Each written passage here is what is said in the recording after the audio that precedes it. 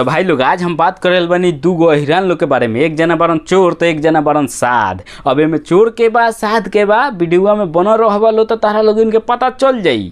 ठीक बा। आ पहला नंबर तनी है एगो गाना सुना लो टुनटुन लाल यादव के जौन काल गाइल बा।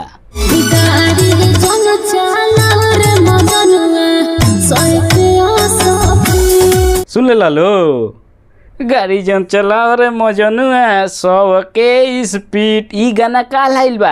आ एगो गाना 2 हफ्ता पहले आइल बा। ओ गायकार के नाम हो मसूरी में ले यादव। तनी उनकर है गाना सुन लो।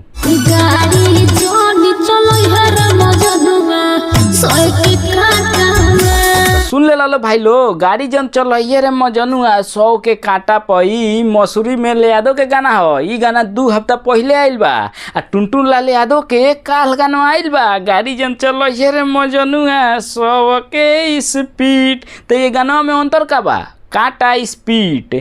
तो के चोरी कइले बा कमेंट करके बताइए लो। हमरा जाने से टुनटुन लाल यादव चोरी कइले बारन कैसे कि उनकर गाना काल आइल बा। आ मसूरी में ले यादव के 2 हफ्ता पहले आइल बा।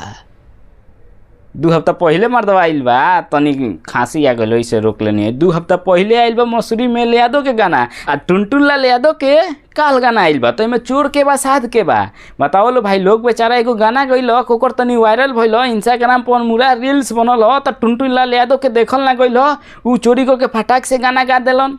ई कोनो बढ़िया बात बा नहीं खेनू। तो तारा लोगन की अगर ये वीडियो सही लगल हो तो लाइक सब्सक्राइब करिए लो। ना अच्छा लगल हो तो डिसलाइक कर दिए लो। बाकी दिल दिमाग को मत लिया लो। चलो लो हम अगला वीडियो पे मिलें तब तक के लिए गुड बाय।